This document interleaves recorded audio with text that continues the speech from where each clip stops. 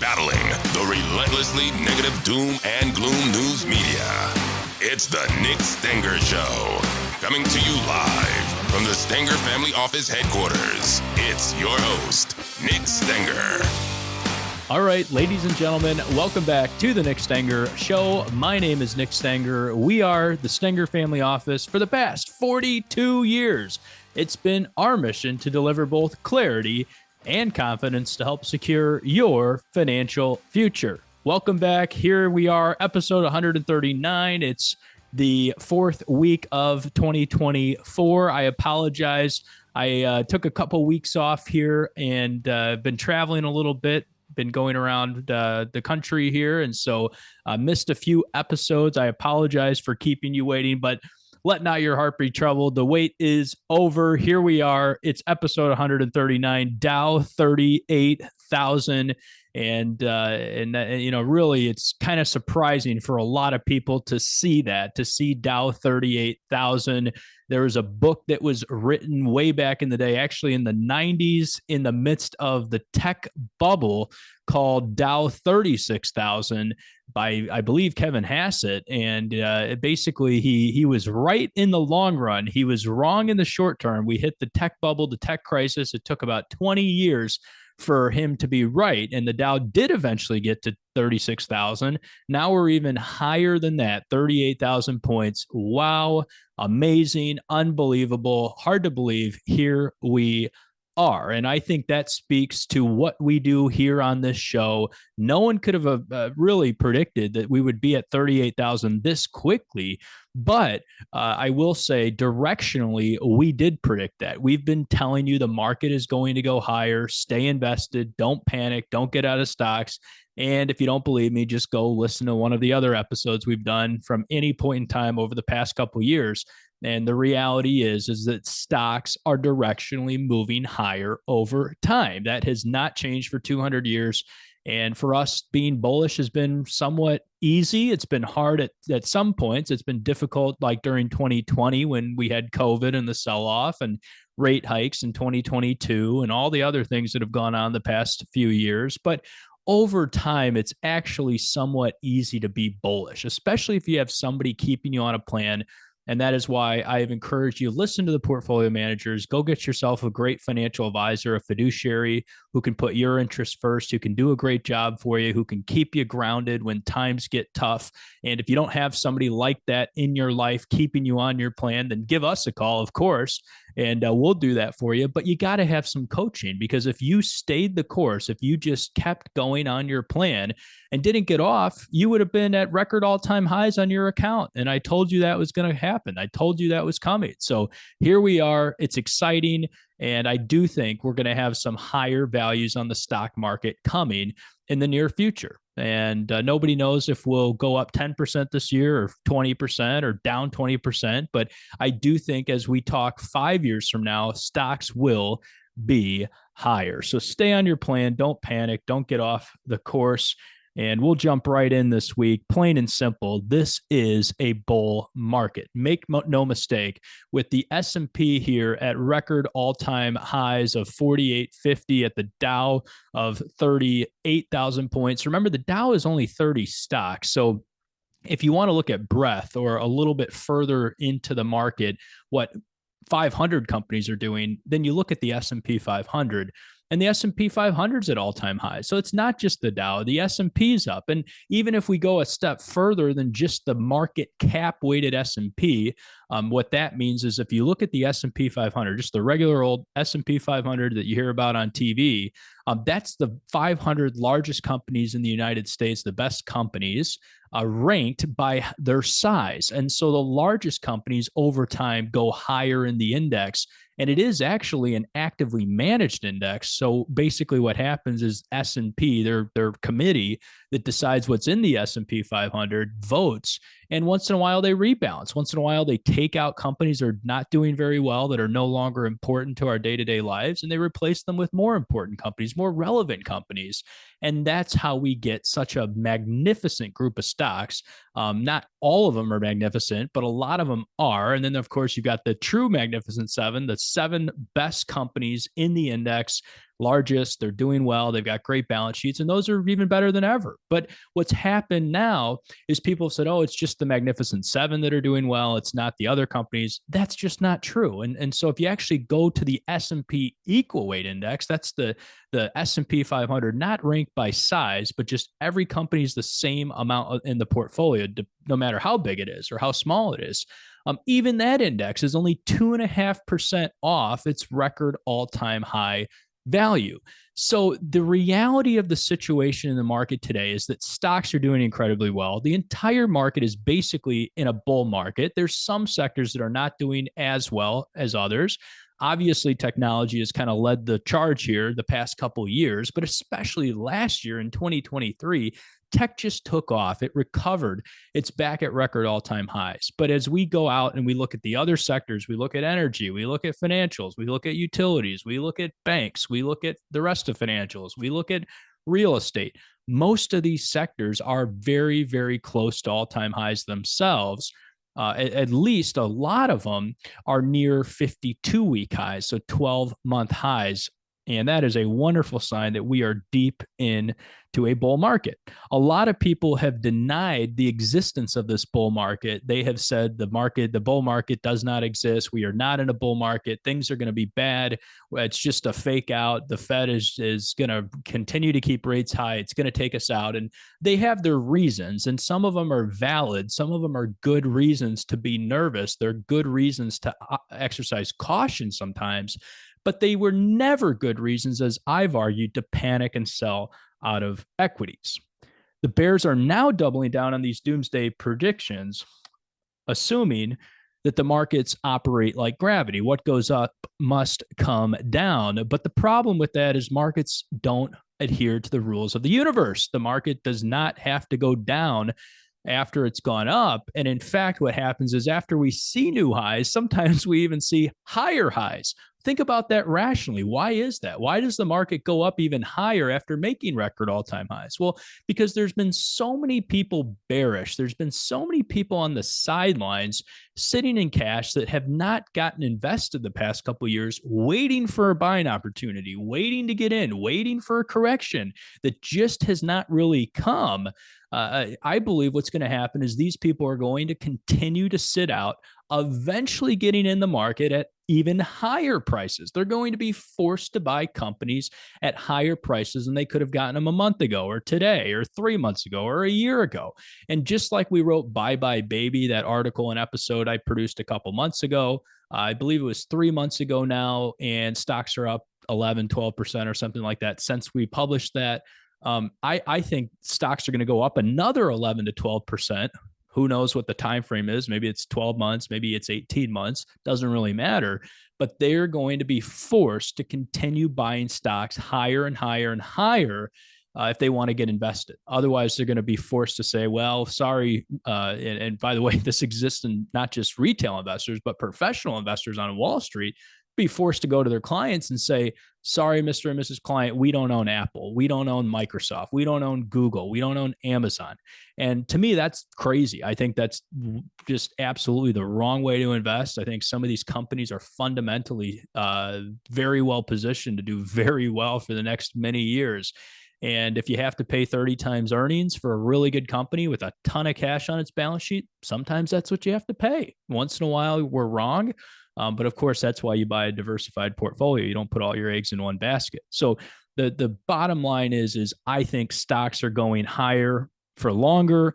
And I do think people who have been bearish will continue to be wrong. Now, eventually what's going to happen for us to get into a raging bull market, and by the way, we're not in a raging bull market yet. We're sort of in this, CNBC sometimes calls it a cyclical bull or a rolling bull market or a structural bull. I don't know where they get these terms from. I guess it's whatever gets clicks or views that day.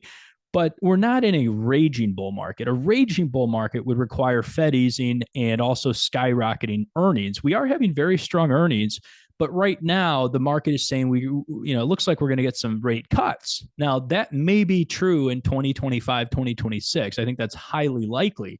But the fact that we have possibly 7 rate cuts priced in right now for 2024 is a little rich. to really get a raging bull market, you'd have to see rates substantially come down. It's possible, but I just really doubt that in 2024. Even without significant easing, though, we do think that large blue chip stocks could continue rallying because they've been largely affected by the hikes. Take companies, for example, like Apple, like Nvidia, like Amazon, like Meta, which is the old Facebook, Berkshire Hathaway, Google. These companies have massive stockpiles of cash they're sitting on where they are now earning 5.5% risk-free. 3 years ago, it was 0.5% in interest. Now it's 5%. And so because of that, they also refinanced their debt during COVID at rock bottom levels at like 1.5 or 2%. Apple was writing 50-year notes for a 1.5 or something like that. And now all their cash is earning 5%. So these large cap companies that have managed well through the crisis, who have done better than ever before, are earning a bigger net interest spread. So the difference between interest income and interest expense has never been bigger than it is today. And that's the exact opposite effect the Fed was hoping for. The Fed was hoping that companies would slow down, that large wealthy and families would slow down, that the richest 10% or even 1% would kind of slow down. That has not happened. And this is the problem with central banking. This is the problem with central planning. I have told you, probably 6 or 7 episodes now that central banking is Marxism. It basically redistributes wealth to the upper 1% and takes it away from the bottom 1%. It's redistributionism.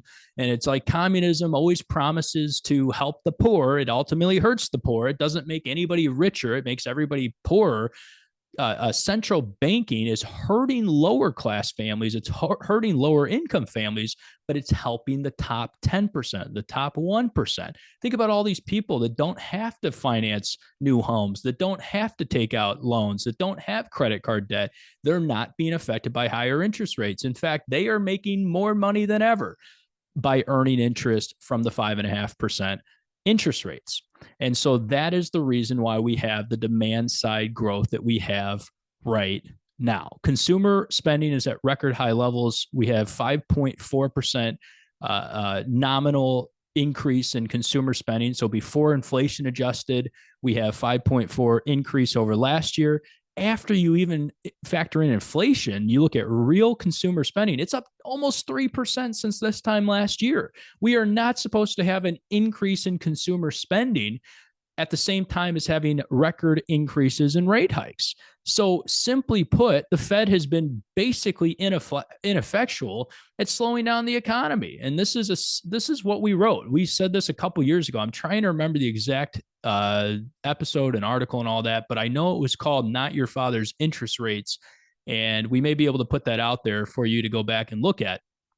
We wrote in that article, essentially, that these rate hikes, because of all the cash on the balance sheets, because the consumer is strong, because people are doing okay, because of technology, thankfully, these rate hikes would not slow down the economy to the magnitude that people expected. Well, here we are 2-3 years later, and that is all coming true. The top group of households is doing just fine. In fact, they're doing better with higher interest rates. Right now, we're seeing 30-year mortgages drop from their peak levels. They're getting back into the 6% zone, which just so happens to be the long-term average. In recent history, we all have recency bias, and we're thinking, oh, wow, 6% rates are so much worse than 3%. That's true. They're higher. But if you go back over a couple hundred years of history, 6% rates are pretty much in the norm. And it's basically the way a mortgage is priced is it's usually about 1.5 to 2% higher than the 10-year treasury. So if a 10-year treasury is 4%, a mortgage should be about 5.5 to 6%. That's right where we are today. Mortgages really aren't overpriced. If you go even a step further than that, 88.5%, so almost 90% of households now have a mortgage under 6%. 40% of households in the country have no mortgage at all. And so we think, and we've said this for a while, that this is not 08 and 09, that we're not going to have a housing crisis. And we actually think that housing prices are going to continue climbing for longer because most people have no plan of moving anytime soon. If you have no mortgage on your house, you're likely staying where you're at. If you have under a 6% mortgage and current mortgages are 6%, it's going to be hard to convince you to move. And that's going to lower supply. We have increasing demand because rents are going to go higher, I believe, over the long run. And the bottom line here is that mortgages are not causing people problems like they did in 08 and 09. People have less money as a percentage of their income going to debt service, going to debt payments than ever before. And so, yes, some people are having some credit card debt problems. Some people are having student loans get repaid. But again, the top 10%, and don't quote me on the stat. I don't know if this is exactly how it works, but it's something like the top 10% of households do 50% of consumer spending. A bunch of millennials having to repay their student loans or get into a little bit of credit card debt here is not going to take the economy out. It may slow things down a little bit, but if you talk to all these United Airlines CEO and the American Airlines CEO and Delta and all the people in the travel industry, they say demand's never been higher. People are spending like it's going out of style. So we are just not seeing the slowing in the economy. We are not seeing any reason for the Fed to cut rates. And I don't expect them to cut rates as fast as people think. That's not necessarily a bad thing. Again, because I go back to what I said earlier, the balance sheet of consumers, the balance sheet of companies is fine. They're doing well. They're going to be just fine, even with some higher rates for longer. The one thing the Fed is watching and what they want to see before they cut rates, in my opinion, is layoffs. This is not something that's good. We do not want to see tons of layoffs. But if we do have a small tick up in unemployment temporarily, just remember there's all these unfilled jobs that people can go into. There's something like 6 million or 7 million unfilled jobs right now. One of the record all-time high levels it's ever been at. Even if you go on LinkedIn and just do a basic search, there's something like 5.8 million jobs that you can apply to on LinkedIn in the United States. That's huge. And so the Fed really, again, does not have a huge reason to cut rates. And unless they see rates, unemployment rates spike past 5%, they're probably going to keep interest rates at that 4.5%, 5% zone. Again, not the end of the world. Companies are handling it well. Okay, let's talk about eventually what will happen. We're going to, I think, continue to see the stock market climb. We're going to see people get in at higher levels instead of paying 180 for Apple stock like they could have a couple weeks ago. They're going to get back in at 190 or 200. We're going to see that push Apple stock higher. Because of that, with the S&P now approaching 5,000 points, we believe portfolio managers and investors who sat out in 2023, the year of the bears, will be forced to buy stocks at higher levels, further pushing the market past its fair value. And remember, stock market fair value, whether you're looking at the S&P or the Dow or just a simple company, let's say a company's worth $100 a share, you're trying to figure out, where do we get that price from? Why is the S&P worth $48.50?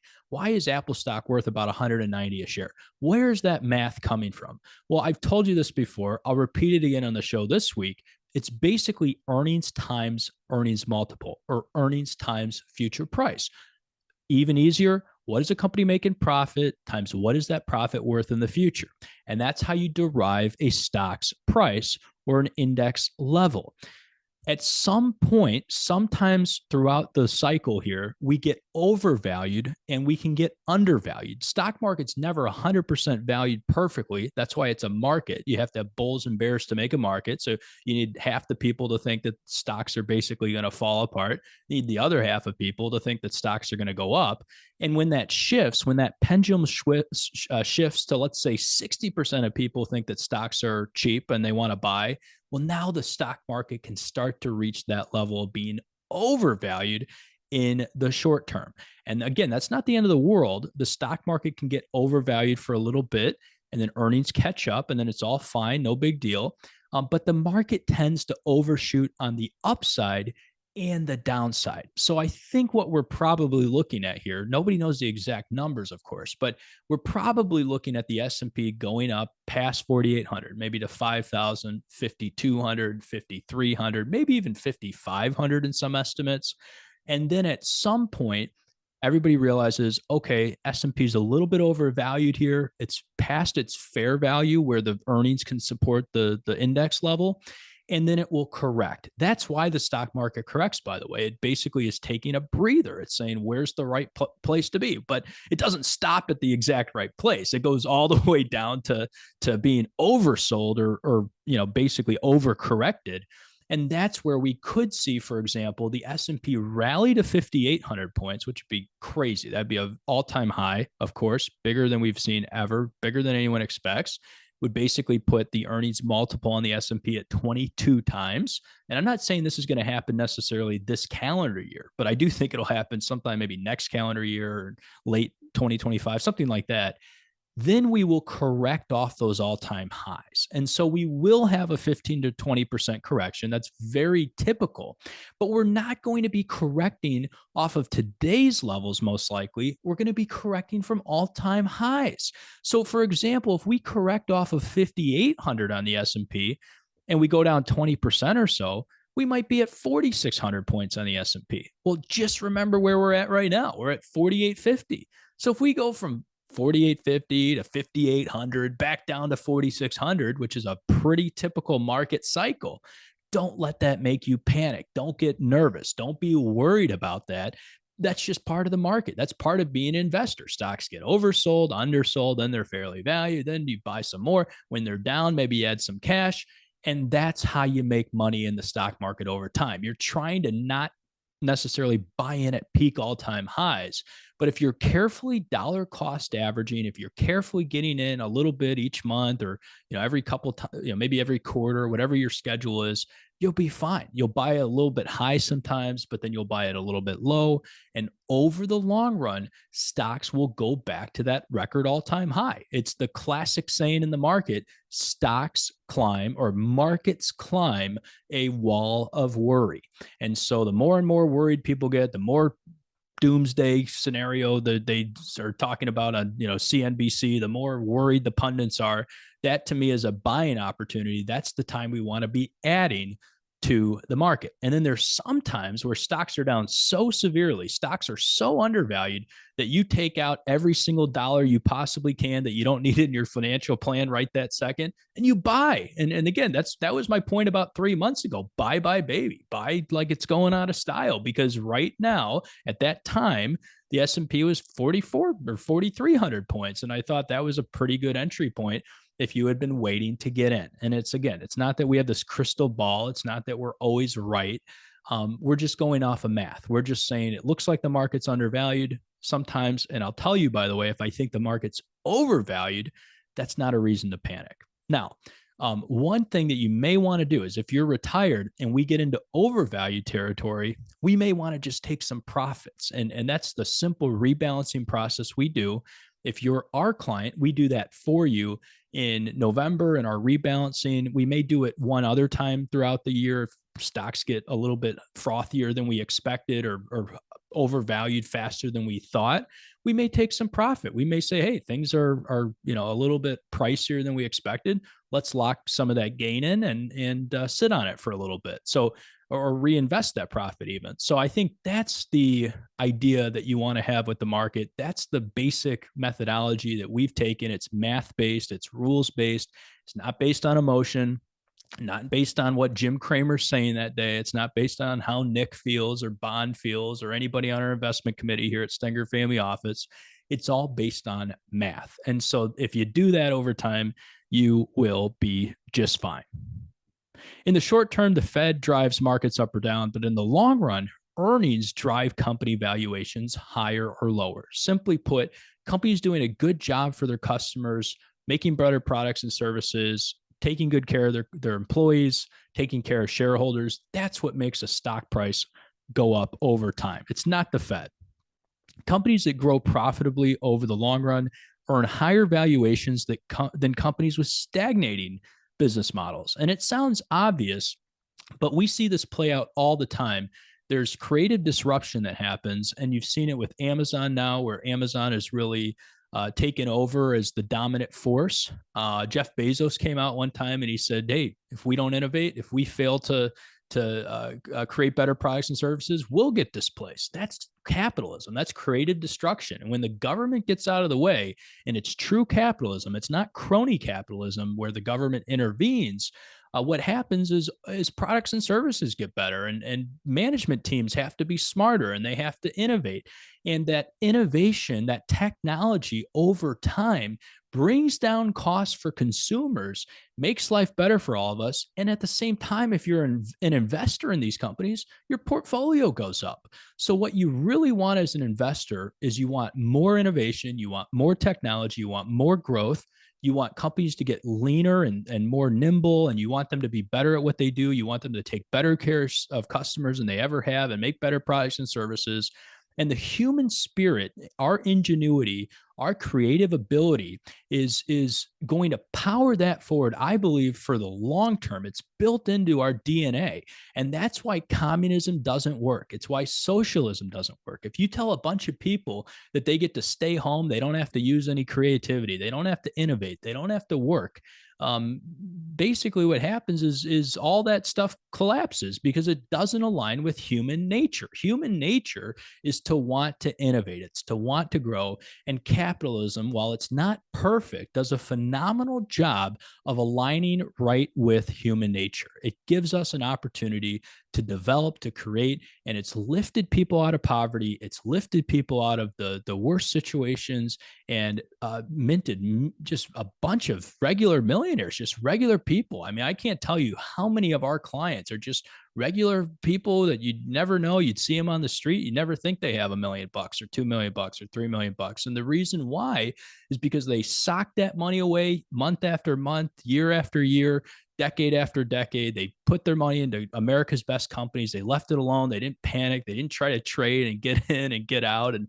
they got their dividends every month and reinvested them. And that's why the stock market has made people so rich. You can be part of that. You too can be one of the people like our clients if you're just patient. And what happens over time is it's not the fanciest pants investors or it's not the traders and the timers that make the most money.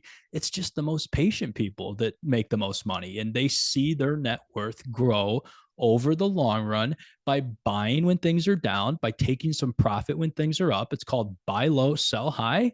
A lot easier said than done. But again, that's why you have to hire somebody. If you can't do it on your own, if you're not good at that, you need to get somebody who can help you over time. So I think the doom and gloomers this year are going to be wrong. I think they're going to completely miss the boat here again, just like they did last year, just like they did for the past 15 years with a couple exceptions here or there. And once in a while, they're right. About once every 10 years, they get it right, spot on, and the market is down. But most of the time, they're wrong, and stocks go higher.